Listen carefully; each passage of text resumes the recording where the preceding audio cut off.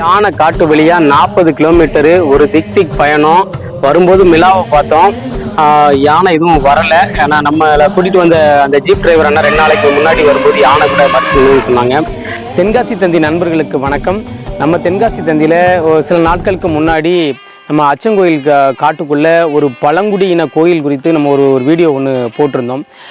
தமிழ்நாடு முழுவதிலும் இருந்து நிறைய கேள்விகள், அந்த கோயிலுக்கு எப்படி போகணும் அப்படின்னு சொல்லிட்டு அது ஒரு விலாக் மாதிரியே போட்டுருங்க அப்படின்னு சொல்லி நிறைய பேர் கேட்டிருந்தாங்க. அதனால் அவங்களுக்காக இந்த வீடியோ. தமிழ்நாட்டில் எங்கே இருந்தாலும் தென்காசிக்கு வந்துடுங்க. தென்காசியிலேருந்து 2 வழியாக போகலாம்.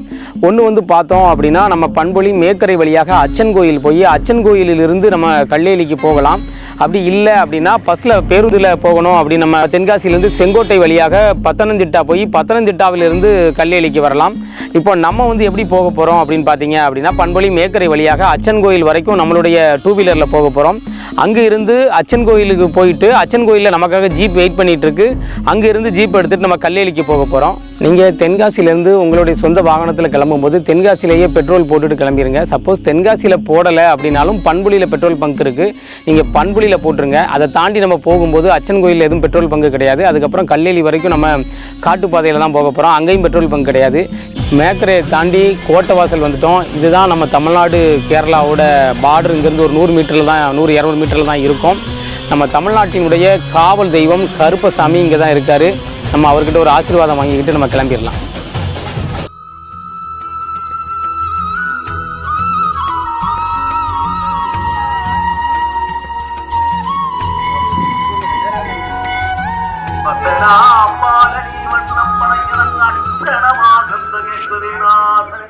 அச்சன் கோயில் டிஃபனை முடிச்சுட்டு நம்ம ஐயப்பன் கோயிலுக்கு சாமி கும்பிட்டுட்டோம். சிறப்பான தரிசனம் முடிச்சுட்டு நம்ம ஜீப் வந்துடுது நம்மளை கூட்டிகிட்டு போகிறதுக்கு. இங்கேருந்து நம்ம கல்லேலி கிளம்புறோம். 40 கிலோமீட்டரு. எந்த கிராமமும் கிடையாது, எந்த டீ கடையும் கிடையாது. டீ ஃபாரஸ்ட்டு வேறு லெவலாக இருக்கும். வாங்க போகலாம்.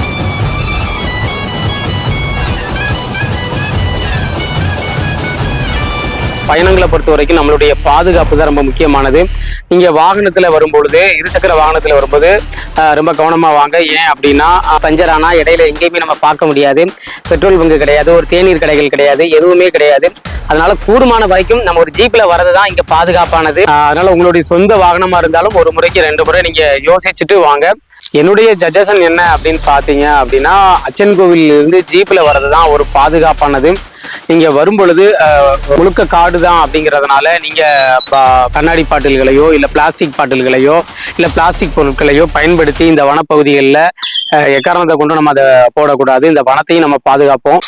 இப்போ நமக்கு சாப்பாடு வேணும் அப்படின்னா நீங்கள் கையோட கொண்டு வந்துடலாம். ஒருவேளை கோயிலுக்கு போயிட்டீங்கன்னா கோயிலில் உங்களுக்கு எப்போவுமே உங்களுக்கு அன்னதானம் இருக்குது, நீங்கள் சாப்பிட்டுக்கலாம். இல்லை வர்ற வழியில் நம்ம சாப்பிடணும் அப்படின்னு நீங்கள் நினச்சிங்க அப்படின்னா உங்களுடைய உணவுகளை உங்கள் கையோடு நீங்கள் கொண்டு வரது தான் சிறந்தது. காட்டுப்பாதை வழியாக வரும்பொழுது உங்களுக்கு நான் காமிக்கணும்னு நினச்சேன். இந்த பாதையோட ஒரு பக்கம் பார்த்தீங்க அப்படின்னா ஒரு அடர்ந்த காடு இருக்கும். இன்னொரு பக்கம் பார்த்தீங்க அப்படின்னா அந்த அச்சன் கோவில் ஆறு ஓடக்கூடிய ஆறு இருக்குது. இந்த ஆற்றுக்கும் இந்த மலைக்கும் நடுவில் தான் நம்ம பயணிக்கக்கூடிய இந்த சாலை இருக்குது. இந்த அச்சன் கோயில் ஆறு பார்த்தோம் அப்படின்னா இந்த மேற்கு தொடர்ச்சி மலையிலிருந்து கிழக்கிலிருந்து மேற்கு பக்கமாக பாய்ந்து கொண்டிருக்கிறது. இந்த அச்சன் கோயில் ஆறு இங்கிருந்து உங்களுக்கு கல்லேலி வழியாக கோணி வழியாக இது பம்பையில போய் சபரிமலையினுடைய பம்பையில் போய் இந்த ஆறு இணையுது. சபரிமலை இங்கிருந்து கொஞ்சம் பக்கம்தான். சபரிமலை பக்தர்கள் பல 100 ஆண்டுகளாக இந்த பாதையை தான் பயன்படுத்துறாங்க. நம்ம தென்காசியிலேருந்து பார்த்துருப்போம், நிறைய ஐயப்ப சாமிகள் கட்டி போவாங்க, அச்சன் கோயிலுக்கு வருவாங்க. எப்படி போவாங்க அப்படின்றது யாருக்கும் தெரியாது. அச்சன் கோயிலிலிருந்து இந்த அடர்ந்த காடுகளின் வழியாகத்தான் இவ்வளவு யானை, உங்களுக்கு கரடி இருக்குது, உள்ள பார்த்தீங்கன்னா புலி இருக்குது, சிறுத்தை இருக்குது, மிளா இருக்குது, காட்டு பன்றிகள் இருக்குது. இவ்வளவு மிருகங்கள் நடமாட்டம் இருக்கக்கூடிய இந்த காடுகள் வழியாகத்தான் ஐயப்ப பக்தர்கள் நடந்து போறாங்க அப்படிங்கிறத நினைக்கும் போது இப்பவும் அப்படியே புல்லரிக்குது. ஐயப்ப பக்தர்கள் பல 100 ஆண்டுகளாக இறைவன் மீது கொண்ட நம்பிக்கையில இந்த காட்டு வழியாக பல 100 ஆண்டுகளாக பயணப்பட்டு வராங்க. எந்த விலங்குகளினுடைய தாக்குதலும் இன்றி பாதுகாப்பா போயிட்டு பாதுகாப்பா இது வரைக்கும் வந்துகிட்டு இருக்காங்க. வாங்க கல்லேலிக்கு போகலாம். அச்சன் கோயில்ல இருந்து கல்லேலி போய்கிட்டு இருக்கோம். இப்போ பார்த்தோம் அப்படின்னா காடுகள் கொஞ்சம் வறண்டு போய் இருக்கு. ஏற்கனவே ஒரு 1-2 மாதங்களாக மழை இல்லை. இது பிப்ரவரி மாதம் அப்படிங்கிறதுனால எப்பவும் இப்படிதான் இருக்கும்.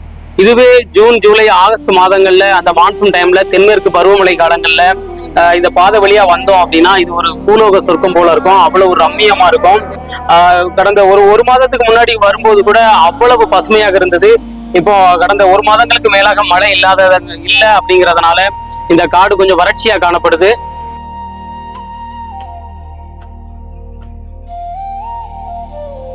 யானை காட்டு வழியா 40 கிலோமீட்டரு ஒரு திக் பயணம். வரும்போது மிலாவை பார்த்தோம். யானை எதுவும் வரல. ஏன்னா நம்மளை கூட்டிட்டு வந்த அந்த ஜீப் டிரைவர் அண்ணா 2 நாளைக்கு முன்னாடி வரும்போது யானை கூட மறிச்சிருந்துன்னு சொன்னாங்க. இன்னைக்கு ஒரு வழியா கல்லேலி அப்பூப்பன் காவுக்கு வந்துட்டோம். வாங்க கோயிலுக்குள்ள போகலாம்.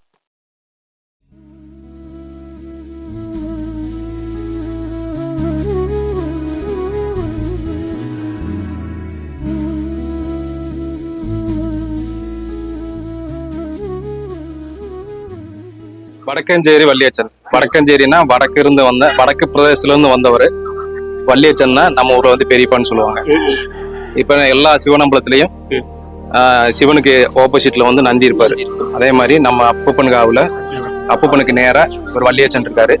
இவரோட மெயின் சம்பவம் என்னன்னா, நமக்கு நோய் உள்ள பிரச்சனைகள் யாருக்காவது இருந்துச்சுன்னா இவர்கிட்ட வந்துட்டு சொல்லிட்டு போனோம், இந்த மாதிரி எனக்கு சரி பண்ணி கொடுக்கணும், நீங்க உறுதுணையா இருக்கணும் அப்படின்னு சொல்லிட்டு இவர்தான் ஃபர்ஸ்ட் உள்ள நுழைஞ்சனேவன் இவர்கிட்ட தான் ஃபர்ஸ்ட் வந்து பார்த்துட்டு வழி விட்டுட்டு போகணும். இவர் வந்து ஹரிநாராயண தம்புரான்னு சொல்லுவாங்க. ஹரிநாராயண தம்புரான்றது வந்து வெறும் நம்ம நினைக்கிற மாதிரி ஹரிநாராயணா நம்ம என்ன நினைப்போம், விஷ்ணு கிருஷ்ணன் பகவான் அதுல அவதாரங்கள் அதை நினைப்போம். ஆனா இங்க காவுல வந்து சமுத்திர பூஜை நடக்கும். ஒரு வியாழக்கிழமையும் ஹரிநாராயணனுக்கு பூஜை நடக்கும். சமுத்திர பூஜை 4 பக்கமும். சமுத்திரம்னா கடல். அப்ப சமுத்திர பூஜை நடக்கிற ஒரே காவு இங்க கல்லேலி அப்பப்பன் காவு. அது என்ன காரணம் அப்படின்னம்னா, நம்மளுடைய கண் திஷ்டி ரோக திஷ்டி என்னென்ன திஷ்டி இருக்கோ அதெல்லாம் நமக்கு அந்த வியாழக்கிழமை நமக்கு பூஜை பண்ணி சமுத்திர பூஜை பண்ணி அந்த திஷ்டி எல்லாம் வர்ண பக்த ஜனங்களுக்கு பூஜை அந்த திஷ்டி எல்லாம் கழியணும்னு சொல்லி அதுல ஒரு பிரத்யேக ஒரு பூஜை நடக்கும் வியாழக்கிழமை. இப்போ இவர் ஒரு 2வது நம்ம வழிபாடு செய்யன ஒரு உபதெய்வங்கள் ஹரிநாராயண தம்புரான் வந்து கல்லேலி கவுல கணபதி. அதாவது கணபதியில வந்துட்டு நமக்கு ஒரு 1008 கணபதி நமக்கு வந்து. இவர் வந்து ஆதித்ய ஒரு கணபதியான கருத்த ஒரு நிறம் உள்ள கணபதியா கவுல கணபதி. இக்கவுலன்னு வரைனது இவிட எங்க காவுல வந்து கவுலாச்சார விதி பிரகாரம் எங்களுக்கு எல்லா பூஜை காரியங்களும் நடக்குது. கவுலாச்சாரம்னு வரைனது நம்மளோட ஒரு சாஸ்திர சம்பிரதாயம் நம்ம தமிழ்நாட்டுல இருக்கோம். சாஸ்திர சம்பிரதாயம்னா எல்லாம் எழுதி வச்சதான் சாஸ்திர சம்பிரதாயம். கவுலாச்சாரம்னு வரைனது அங்கே ஒண்ணு எழுதிட்டே கிடையாது. இப்ப வந்து நீங்க நேர்ல வந்து நிக்கிறீங்கன்னா இந்த செகண்ட் ஊராளிமார் மனசுல என்ன தோணுதோ அது அந்த மனசுல இருந்து வர்றதையும் சொல்லுவாங்க. அதுதான் கவுலாச்சாரம்.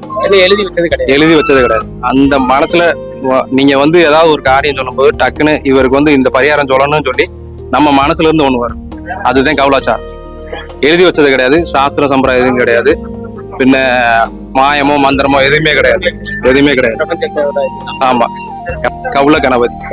இங்க இருக்கிற ஒரு உபதெய்வங்கள் எல்லாருக்கும் மாசம் ஒரு விசேஷ பூஜை ஒண்ணு. இப்ப இவருக்கு வந்து இங்கிலீஷ் மாசம் 1ஆம் தேதி காலையில 10 மணிக்கு இவருக்கு பிரத்யேக ஒரு பூஜை நல்ல கிராண்டா நடக்கும். பங்கெடுக்கணும். இதுக்குள்ள வந்து ஒரு கொடி ஒண்ணு இருக்கும். இங்க கேரளால வந்து ஒரு கோயில்லையும் ஒரு கொடி வச்சிருப்பாங்க.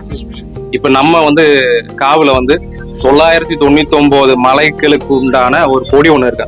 அது வந்து சொர்ணத்துல, அதாவது தங்கத்திலேயே செஞ்சது. அதுல ஜாதியோ மதமோ எதுவுமே கிடையாது. 999 மலைகளுடைய ரூபம், அதாவது உருவங்கள் அதெல்லாம் கொடியில இருக்கும். அதுல ஜாதி மதம் எதுவுமே கிடையாது. நமக்கு ஹிந்து, முஸ்லீம், பின்ன கிறிஸ்டின் அது எல்லாம் சிம்பிள் கொடியில இருக்கும்.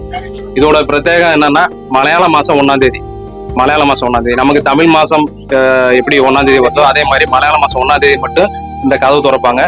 பக்தர்களுக்கு எல்லாத்துக்குமே அது தரிசனம் கிடைக்கும். காலையில 6 மணில இருந்து நைட்டு ஒரு தீபாரணன்றது ஒரு 7 மணி 7:30 ஆகும். அந்த சமயம் வரை நமக்கு தரிசனம் கிடைக்கும். மாதத்துல ஒரு தடவை விட்டு.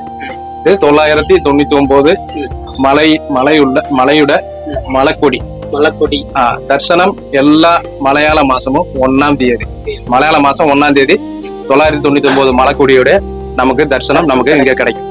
கல்லேலி அப்பப்பன் 999 மலைகளுடைய அதிபதியான கல்லேலி அப்பப்பன்.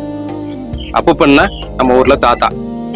நம்ம வீட்டுல எப்படி நம்ம ஏதாவது ஒரு பிரச்சனை நடந்துச்சுன்னா, தாத்தா எனக்கு ஒரு பிரச்சனை இருக்கு செஞ்சு விடுங்க அப்படின்னோம்னா எந்த ஒரு மறுப்பு இல்லாம நமக்கு செஞ்சு கொடுக்குறாரோ அதே மாதிரிதான் கலையிலி அப்பப்பன்.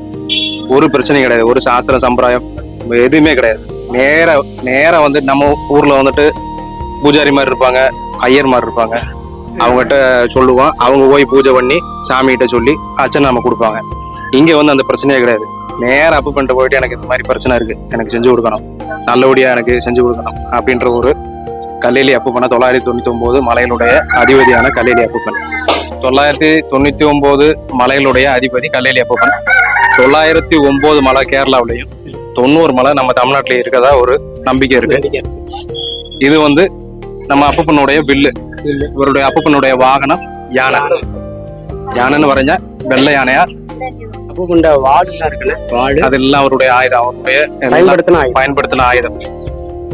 வாடு 2 சைடும் அப்பப்பனுடைய 2 சைடும் ஆனையோட கதவா வச்சிருக்கேன். 2 சைடும் இதாக்கு வில்லுடைய மாசம் மலையாள மாசம் 1ஆம் தேதி இந்த வில்லுக்கு வந்து பிரத்யேக ஒரு பூஜை நடக்கும். அப்பப்பனுக்கு 9 நபாபிஷேகம். அதாவது நபாபிஷேகம்னா நமக்கு தெரியும்ல, தேனு பால் அதெல்லாம் கொண்டு மலையாள மாசம் 1ஆம் தேதி இவருக்கு பூஜை நடக்கும். நவாபிஷேக பூஜை. என்ன சாமினா அது? இவங்க வந்து அம்முமா. அம்முமான்னா நம்ம தமிழ்ல பாட்டி. அப்பப்பனுடைய அம்மாவா நிக்கிறாங்க. அப்பப்பனுடைய இவங்க வயிற்றுல இருந்ததை அப்பப்பன் வந்து ஜெனிச்சு வந்தவர். இப்ப நம்ம இந்த தாம்பூல வழிபாடு எடுக்கும் போது மாதா பிதா குரு தெய்வம் அண்ணன் பாருங்க.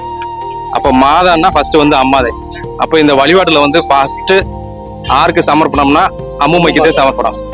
இந்த வட்டின்னு வரைனது இதுல ஒரு ஆயுதம் ஒண்ணு இருக்கும். நம்ம நெல்ல இருக்கிற இது ஆயுதம் ஒண்ணு இருக்கும். ஒரு பட்டு ஒண்ணு இருக்கும்.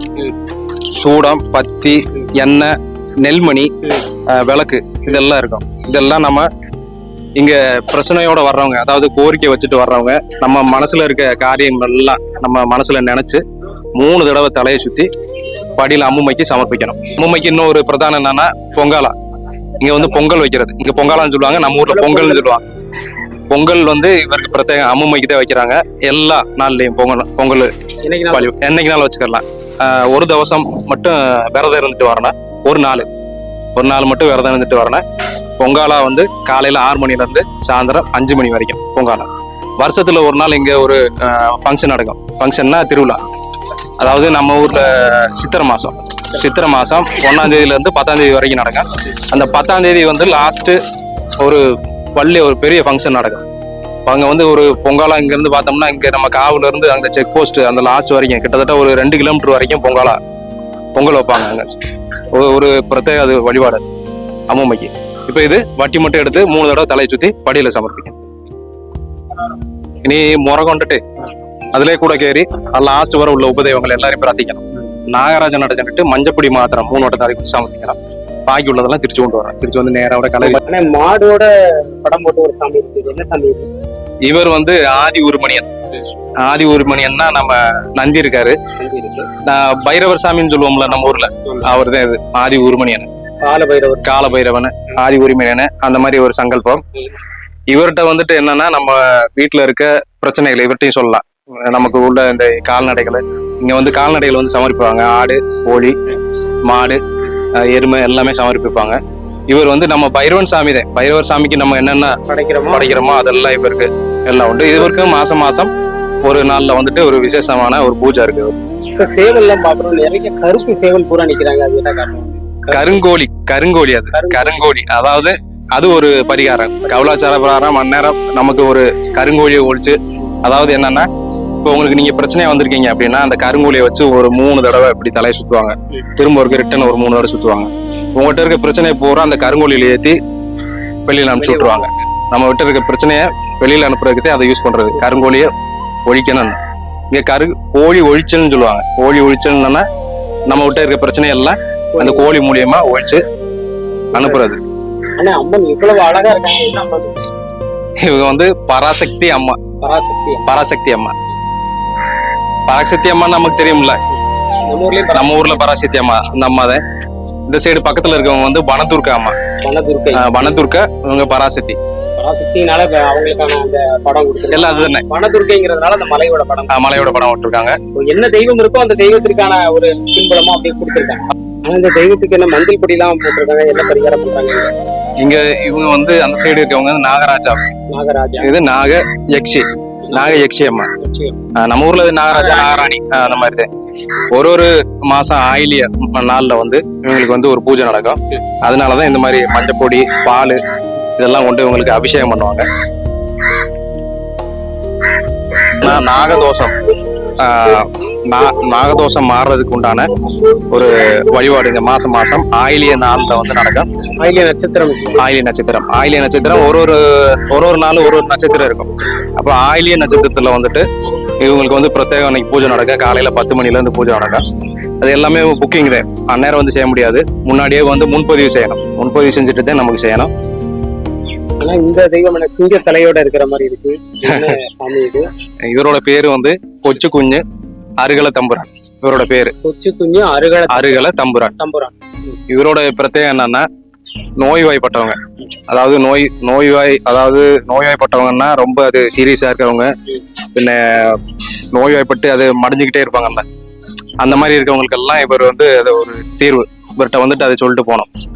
இவர்கிட்ட வந்து வழிபாடு செஞ்சுட்டு நமக்கு இந்த மாதிரி பிரச்சனை இருக்கு அப்படின்னு சொல்லி சொன்னோம்னா அது வந்து இவர் கொஞ்சம் சரி பண்ணி கொடுப்பாரு. இவருக்கு மாசத்துல ஒரு நாள் பூஜை நடக்கும். இவருக்கும் இந்த பக்கத்துல இருக்க யக்ஷியம்மன் ஒண்ணு இருக்கு. 2 பேத்துக்கு ஒரே நாள்ல பூஜை நடக்கும். யக்ஷியம்மனோட விஷயம் வந்துட்டு அடுத்ததுல நான் சொல்றேன். நான் இவருக்கு மெயின் ரீசனு, நோய்வாய்ப்பட்ட ஒரு ஆள்கார் வந்தாங்கன்னா பிரத்யேகம் வந்து இவர்கிட்ட வந்துட்டு அது சரி பண்ணி போகணும். மென்டல் சம்பந்தமான விஷயங்களை, மனநிலை சம்பந்தம் அந்த மாதிரி விஷயங்களுக்கு வந்து இவரை வந்து வழிபாடு பண்ணலாம். ஒரு அம்மன் சாமி மாதிரி இருக்கு. இவங்களோட பேர் வந்து யக்ஷியம்மா. நம்ம மேக்சிமம் நம்ம தென் தமிழகத்துல வந்து எல்லாத்துக்குமே தெரியும். யக்ஷியம்மா யாருன்னு சொன்னோம்னா சொல்லிடுவாங்க. யக்ஷியம்மா இல்ல, யக்ஷியம்மான்னா வேற ஒண்ணும் கிடையாது.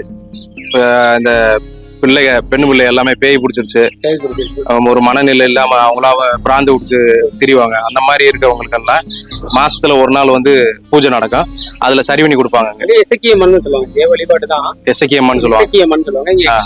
யக்ஷியம்மா.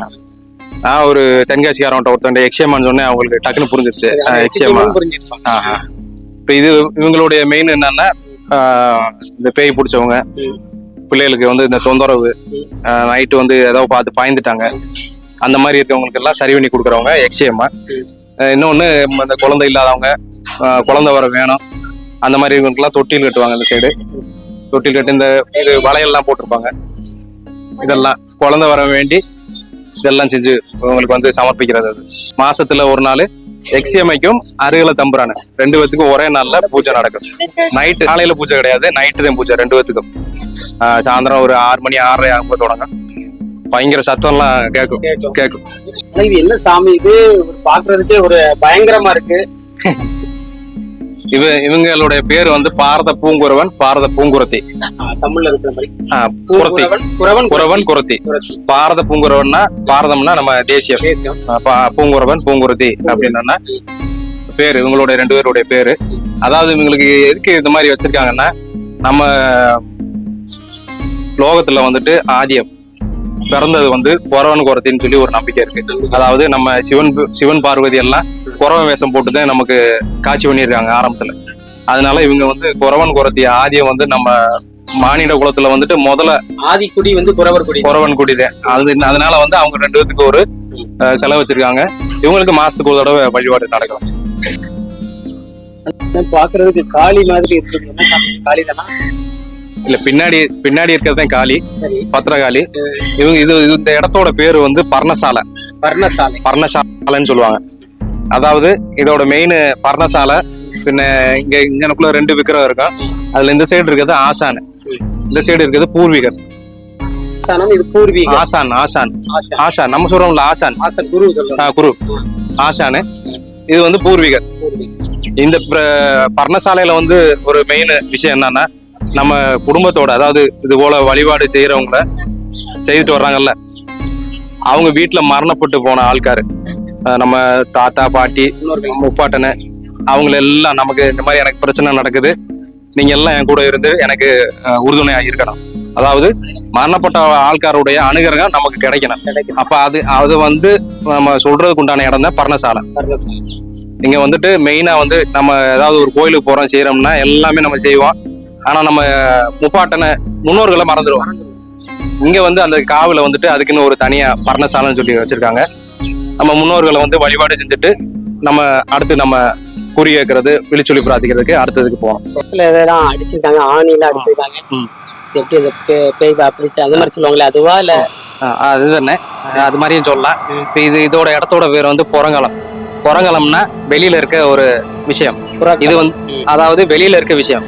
இந்த இது வந்து நம்ம காவுக்குள்ளேயோ கோயிலுக்குள்ளேயோ இருக்கக்கூடாது. புறங்கலம்னா வெளியில இருக்க விஷயம். இங்க வந்துட்டு நமக்கு என்னன்னா நம்மளுடைய அது போல அந்த பேய் பிடிச்சிருக்கு, பிசாசு, மனநிலை சரியில்லாதவங்க, ரொம்ப ஒரு முடியாம அதனால ரொம்ப பாதிக்கப்பட்டவங்க, இந்த இடத்துல வந்துட்டு உக்கிரமான தெய்வங்கள் இருக்கு. உக்கிரமான தெய்வங்கள் ரொம்ப உக்கிரமா இருக்கு. நம்ம பார்க்கவே முடியாத அந்த மாதிரி தெய்வங்கள்லாம் உக்கிர சாமிகள்லாம் இங்க இருக்கும். அவங்ககிட்ட போயிட்டு இவங்களுக்கு ஒரு யாராவது இந்த மாதிரி ஒரு பிரச்சனையோட வர்றாங்கன்னா அவங்களை கூட்டு வந்து பிரத்யேகம் ஒரு நாள்ல நைட்டு கூப்பிட்டு வந்து இவங்களுக்கு பூஜை நடத்தி அவங்களுக்கு உண்டான இதுல அடிச்சிருக்கிறது எல்லாமே ஒரு ரூபங்கள். ஒன்று ஆண் ரூபம் இருக்குல்ல, இல்லை பெண் ரூபம் இருக்கும். உருவம் பதிஞ்சா ஒரு இது இருக்கும். அதை வச்சு ஆணியை வச்சு அரைஞ்சு பூஜை பண்ணுவாங்க. இது ஒரு பிரத்யேக இதான் மெயின். இங்க காவிலே வந்துட்டு மெயினான ஒரு விஷயம். இங்க இந்த இதை இப்ப உக்கிரமூர்த்திகள்னு சொல்லுவாங்க. உக்கிரமூர்த்திகிட்ட நம்ம வழிபாடு செஞ்சுட்டு போக முடியாது, அந்த சைடு போக முடியாது. இவங்க இதே மெயின். இவங்க வழிவிடணும். இவங்க வழிவிட்டாதான் நம்ம பிரச்சனை எல்லாம் நமக்கு மாறும். இதே ஒரு விஷயம். இது என்ன வழிபாடு ஒரு வித்தியாசமா இருக்கு. இதோட பேர் வந்து களரி. 999 மலை களரின்னு சொல்லுவாங்க இடத்தோட பேரு. இப்ப நம்ம தாம்பூல வழிபாடு செய்யறதுல வந்து லாஸ்ட் ஸ்டேஜ் இதுதான். இங்க வச்சுதான் நமக்கு வந்து பிரபஞ்ச சக்தியோடையும் 999 மலைகளோடையும் நமக்கு வேண்டி நம்ம ஊராளிமாறு விழிச்சொல்லி பிரார்த்திக்கின ஒரு வழிபாடுங்கிறத இதான் ஃபைனல். இங்க கிடைக்கிற தேங்காய் உடைச்சதெல்லாம் ஒரு வழிபாடுக்காருக்கு அந்த முறத்துல வந்து ஒரு தேங்காய் இருக்கும். அந்த தேங்காய் வந்து உடைச்சிட்டு அந்த தேங்காய் வந்து எந்த திசையில போகுது. இதுல வந்து 9 கல் இருக்கும். 1 2 3 9 கல் இருக்கும். ஒரு கல்லும் ஒரு ராசி. அந்த தேங்காய் வந்து எந்த ராசியில போதோ அந்த ராசிக்கு உண்டான ஒரு பரிகாரங்கள்லாம் இருக்கு. அதெல்லாம் செய்ய சொல்லுவாங்க. செஞ்சா அதே மாதிரி நடக்கிறது இருக்கு. இது வந்து இந்த 999 களரியில வந்துட்டு 3 பீடம் இருக்கும். நடுவுல இருக்கிறது வந்து 999 மலை பீடம். ரைட் சைடுல இருக்கிறது வந்து பாண்டி ஊராளி அப்பப்பன்னு சொல்லுவாங்க. பாண்டி ஊராளி அப்பப்பன்னா கருப்பசாமி. இந்த சைடு வந்து மூர்த்திகள் இருப்பாங்க. இப்ப நீங்க தாம்பூல வழிபாடுல வந்துட்டு லாஸ்டா நடக்கிற விஷயம் இதுதான். இதுல வந்து ஊராளி மாதிரி என்ன சொல்றாங்களோ அதை நம்ம ஃபாலோ பண்ணி நம்ம பிரச்சனைகளை சரி பண்ணிக்கலாம். அதே மாதிரி இங்க இந்த காவுல வந்து வழிபாடு நேரம்னு அப்படி எதுவுமே கிடையாது. 24 மணி நேரமும் இங்க வழிபாடு இருக்கு. இங்க சாமி மாதிரி எல்லாமே இங்கே தான் இருக்காங்க. நீங்க என்ன பிரச்சனை நடுராத்திரி 12 மணிக்கு வந்தாலும் இங்க வழிபாடு செய்ய முடியும். இங்க ஜாதி மத பேதமெல்லாம் அங்க எதுவுமே கிடையாது. இந்துவா இருந்தாலும் சரி, முஸ்லீம், கிறிஸ்டின், பௌத்த மதம் எதா இருந்தாலும் பரவாயில்ல. இங்க வந்து ஜாதி மதம் பாக்குறது கிடையாது. மனுஷனா பார்ப்போம், பிரச்சனையா பார்ப்போம். அவ்வளவுதான். கல்லேலி ஊராளி அப்பப்பன் காவு நம்மளுடைய கோயிலை முழுமையும் சுத்தி பார்த்துருக்கோம். நிறைய நமக்கு அறியாத நிறைய தகவல்களை, பயனுள்ள தகவல்களை பிரபஞ்ச சக்தியோட உதவியோட கல்லேலி ஊராளி அப்பப்பன் எப்படியெல்லாம் மக்களுக்கு நன்மை செய்யறாரு அப்படிங்கிறத அண்ணன் காளிதாஸ் அவர்கள் நமக்கு ரொம்ப அழகா எடுத்துக்கிட்டு இருக்காங்க. தென்காசி தந்தையின் சார்பாக அண்ணனுக்கு நெஞ்சம் நிறைந்த வாழ்த்துக்கள். வணக்கம், நன்றி. നല്ല വോയിസ്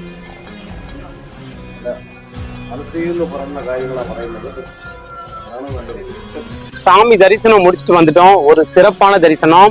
நம்மள அச்சங்கோயில இருந்து பாதுகாப்பாக இங்க இருந்து கல்லேலி கூட்டிட்டு வந்து மறுபடியும் அச்சங்கோயில வந்து நம்மளை வந்து விட போறாங்க. ரொம்ப பாதுகாப்பான ரொம்ப சேஃபான டிரைவிங்கு. பிரதீப் அண்ணா, உங்களுக்கு இங்க அச்சங்கோயில்ல வந்துட்டு வானம்பாடி ஜீப் அப்படின்னு கேட்டா யார் வேணாலும் சொல்லுவாங்க. அண்ணனோட கான்டாக்ட் நம்பரை வந்து ஸ்கிரீன்ல போடுறோம். நீங்க கல்லேலி வரணும்னு விருப்பப்பட்டீங்க அப்படின்னா நீங்க அச்சங்கோயில் வந்துட்டு அண்ணனை கான்டாக்ட் பண்ணுங்க. தென்காசி வழியா கல்லேலி வரணும்னு நினைக்கிறவங்க நீங்க எப்ப வேணாலும் வரலாம். ஏன்னா இந்த கோயில் 365 நாளும் 24 மணி நேரமும் திறந்திருக்கும். ஆனா நமக்கு ஜீப் டிரைவர்ஸ் அவைலபிளா இருப்பாங்க அப்படின்னா பார்க்கணும் அப்படின்னா நம்ம ஒரு நாளைக்கு முன்னாடியே அவங்களுக்கு கால் பண்ணி ஃப்ரீயா இருக்காங்களான்னு கேட்டு புக் பண்ணிட்டு வாங்க. தயவு செய்து உங்களோட ஓன் வெஹிக்கிள்ல வர வேண்டாம். ஏன்னா இது முழுக்க காட்டு பாதைங்கிறதுனாலையும் பாதைகள் கரடு முரடா இருக்கிறதுனாலையும் நிறைய வரும்போதே பார்த்தோம் நிறைய கார்கள் வந்து வர முடியாம திணறிட்டு இருக்காங்க. 2 வீலர்ல வர்றது அவ்வளவு பாதுகாப்பும் கூட கிடையாது. அதனால நீங்க அச்சன் கோயில் வரைக்கும் நீங்க உங்கள் வெஹிக்கிள்ல வந்துட்டு அச்சன் கோயிலில் இருந்து கல்லேடிக்கு நீங்க ஜீப்ல வாங்க. ஒரு நல்ல ஒரு ஒரு ஒரு சுகமான ஒரு அனுபவமா இருக்கும். ஒரு நல்ல ஒரு திருப்தியான ஒரு வழிபாடாகவும் இருக்கும். இது போன்ற ஆன்மீக தகவல்களுக்கு நீங்கள் தொடர்ந்து இணைந்திருங்கள் தென்காசி தந்தியோடு. மீண்டும் ஒரு சுவாரஸ்யமான வீடியோவில் சந்திப்போம். மறக்காம தென்காசி தந்தியை ஃபாலோ பண்ணுங்க. நன்றி, வணக்கம்.